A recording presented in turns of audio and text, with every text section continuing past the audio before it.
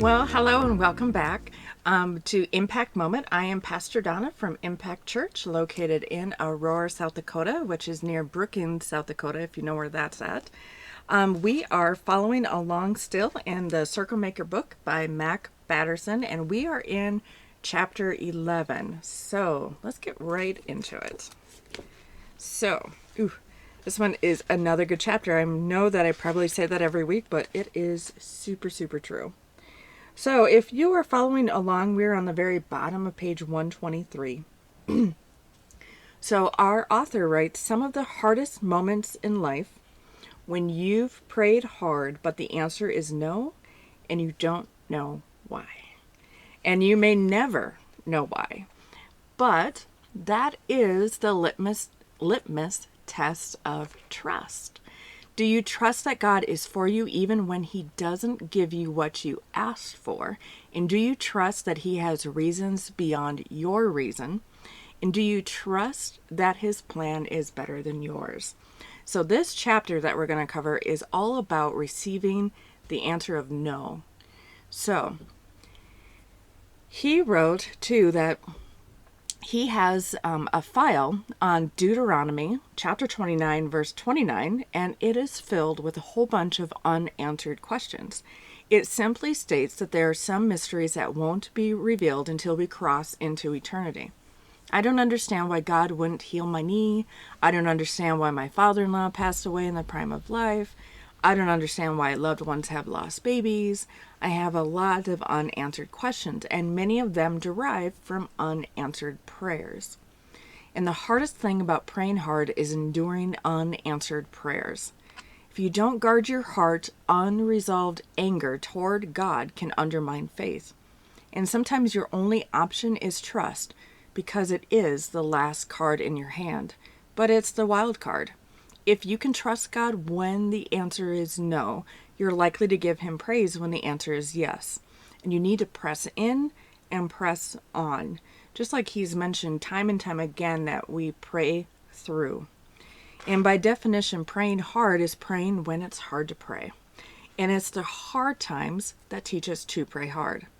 But if you keep praying through, the peace that transcends understanding will guard your heart and your mind. So sometimes the answers to our prayers is no, and you'll never understand why. But here's some good news. What we perceive as unanswered prayers are often the greatest answers. So one of the things that came to mind while reading that is there's been numerous people in my life that have either walked away from God, whether it be temporary or permanent, because they did not get their prayers answered. And some of them were very, very hurt. And they had this unresolved anger towards God that Mark Batterson is talking about here. And it can undermine faith. And for these people, it really did. It really shook their faith. But he reminds us that when it's hard to pray, that's when we need to be praying hard. So keep praying through and press on. So we go over to page 126. There's a short section right there, right in the middle, if you're following along. He says, our Heavenly Father is far too wise and loves us far too much to give us everything that we ask for. We talked about this earlier. If that were the case, then we would not even need to have faith in God. Everything that we would want would just automatically happen, and that's not the purpose of God.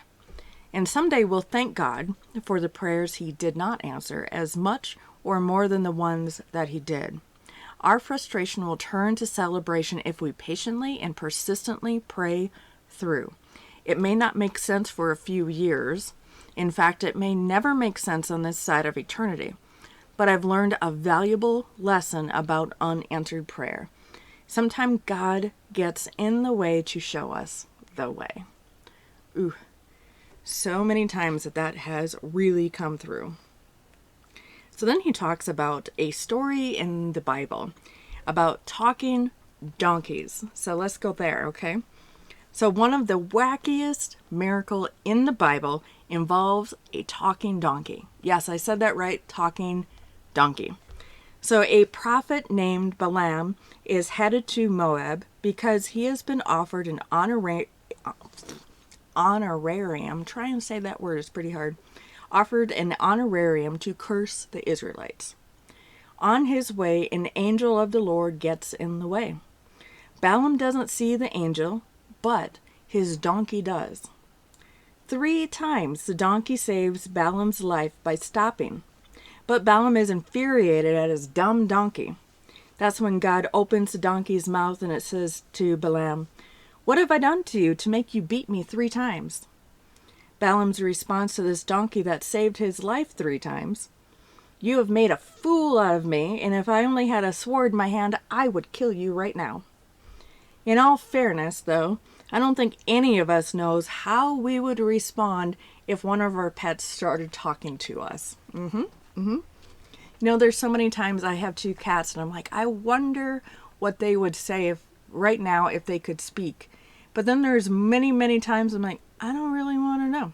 So that sounds like one of these situations. But Balaam is so enraged that he is not thinking straight. And he says, dude, if you have a talking donkey on your hands, the last thing you want to do is kill it.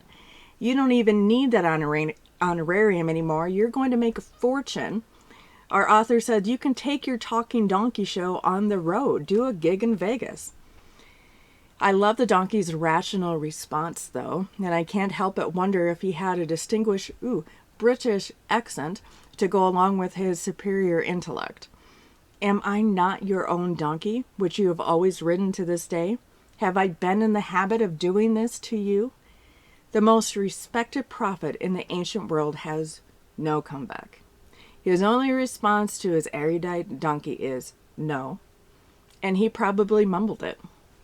Then the Lord opened Balaam's eyes to see the angel of the Lord, who said this to Balaam, "I have come here to oppose you because your path is a reckless one before me. The donkey saw me and turned away from me these 3 times. If it had not turned away, I would certainly have killed you by now, but I would have spared it." Sometimes we get as ticked off as Balaam when we can't get to where we want to go. We hate detours, and they are so frustrating. They are confusing. But the divine detours often get us where God wants us to go. The real miracle in the story is not the talking donkey. The real miracle is a God who loves us enough to get in the way when we're going the wrong way.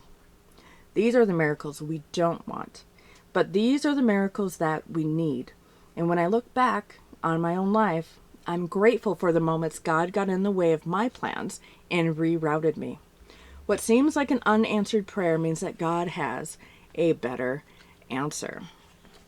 So, this chapter really goes on and it talks about Revelation chapter 3 verse 7 through 8 as well. So definitely read that. But here is the key of David. He says, "These are words of him who is holy and true, who holds the key of David. What he opens, no one can shut. And what he shuts, no one can open. I know your deeds. See, I have placed before you an open door that no one can shut." So the rest of the chapter really is about Mark Batterson's life, really. And, from when he was in sports and he blew out his knee and then it ended his sports career, and then trying to have things fall into the right place so that he could really grow his church, not only plant it, but grow it, and all the struggles that came along with that. So he gives us some questions at the end of the chapter. He says, when was the last time you realized that a dream or a prayer was not going to happen? And how did it make you feel? And have you ever moved to a place of seeing how this actually could have been a good thing? Okay? So what he's asking here is, when has an answer of no from God turned into actually a good thing in the long run? One of the things that comes to my mind is I was appointed and sent to another state to pastor 2 churches. And there was trauma after trauma after trauma in that environment. And it was just not a good fit. And after 4 months, there was no other solution. I mean, I tried to pray through and like, you know what, I'm not going to let this, get me out of this ministry area. But God really was not answering my prayers in the way that I wanted it to. Nothing seemed to be getting resolved. In fact, it was like a snowball effect. It just kept on getting worse in this situation. And there was nothing that I could do, and Lord knows I tried, to make it better. I even tried to force it, and we all know how that never works. When we try to force things to go our way, sometimes we end up making it actually worse.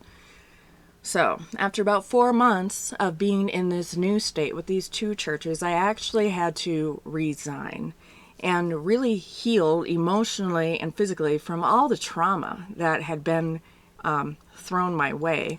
And I really was at a loss because I'm like, what do I do now? Do I take a break from ministry temporarily? Do I take a break from ministry permanently and go back into teaching accounting, doing accounting, and whatnot? I mean, it was really a crossroads, and that was in late 2017, so not that far away from now. So it was really interesting. But then about 6 months after my return back to my home state, then my grandmother, who basically raised me as a daughter, she got really, really sick. She had a massive, massive stroke, and she was in a coma for a long, long time. And then when she did finally awake, it was a long haul, very long haul. But then I knew that is probably the best thing that could have happened to me. That Minnesota did not work out, but it forced me to go back home so that I could actually be with her and be with her situation. And I mentioned that to my family probably about a month after my grandmother's stroke. And I'm like, you know what? I think that trauma had to happen there because I needed to be here. And I still believe that to this day. So, sometimes really bad things are going to happen. But, if you choose to look at them in a good light and you see how maybe something happened that allowed you to do something else, it's sometimes a good thing that those things happen.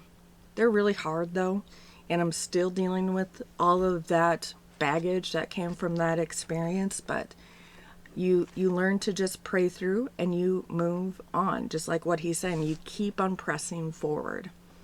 And it was really interesting because during this time, about a couple months after my grandmother's stroke, my boss here in this state was asking me if I wanted to be a pastor of another church. And I'm like, no, because to me it felt like it was way too soon. But he kept on pressing, and he's like, no. He's like, I think this is the plan for you. And he's like, I'll ask you next month. And so a lot of prayers. But I finally said yes after turning him down not once, not twice, but 3 times. And finally I said, okay, all right, I will do it. And it's been a hard road for that road, but it's been the best road because I'm still at that church, and they still feel very much like my church family. And it's more of a church restart than a brand new plant. And so we're trying to go through some of the things like Mark Batterson in his book talks about with planting a church and trying to grow a church. Everything that he talks about, we're experiencing. So this book is really, really awesome. So here's another question. So have you ever experienced the truth of the following statement? Sometimes God gets in the way to show us the way. So have you ever been on the wrong path? And then almost like that donkey, it like puts its heels in the ground and it stops you. And you're like, no, come on, let's go. And it's not going to budge. And you have to take notice. Just like Balaam was not taking notice of the angel of the Lord right before him. So, and really, sometimes God brings us to a screeching halt in order to get us to pay attention and to get back on the right track. Not our track, but God's track. And that is so hard. It is so hard. It is so frustrating, especially when you think, hey, I'm finally on the right track. And God's like, no, you're not. You're going the wrong way. Sometimes I'll see a news report that somebody was on the interstate driving the wrong way. I'm like, how does that happen? And I'm sure God looks at us the same way, and he's watching us go down our life the wrong way. And he's like, how's that happening? So he changes the course for us. So do you believe God has a better plan when God does not answer all of your prayers? That was hard. So do you believe that God has a better plan? Doesn't feel like it in the moment, does it? Nope, it doesn't. And sometimes you can get really, really angry and really, really hurt. And sometimes it can take a lot of years to get over that hurt. But do you believe that God has his best intentions for your life? Do you believe that? And if you don't, that's something that we really need to pray. Pray through, pray hard, so that you can actually get to that point of being able to have this question be in front of you. Do you believe that God is for you instead of against you? And we would love it if you could get to that point of saying, yes, I do believe God is for me. But if you're not, that's okay too, because there's still growth there. And you can still grow in your relationship with God. So this book is an excellent book to help you through some of those situations, because Mark Batterson was going through the exact same thing. He's a pastor as well. And he wondered numerous times, maybe this isn't for me. Maybe I'm not even supposed to be a pastor at all. So, we have all these different types of questions in our lives, no matter what our vocation is. So do you believe God has a better plan for you? So, with that, today was really, really short, but next week we're going to go into part 3 of our book, which begins with chapter 12, and it's talking about more praying, but like you're planting a garden. So how cool is that? So we get to see what that, how that unfolds. But, with that, I just wish you have a blessed rest of your week, and we will see you next Friday. Thank you.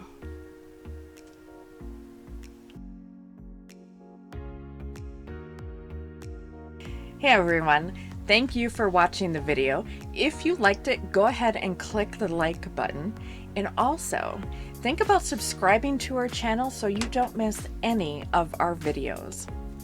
We also have a Facebook page where we post upcoming events for our church, Impact Church. And speaking of the church, we stream our services live to Facebook and YouTube every Sunday at 10 a.m. Central Time. So be sure to turn in for that. And if you missed the live stream, you can always watch them later right here on YouTube. And once again, thank you and have a great day.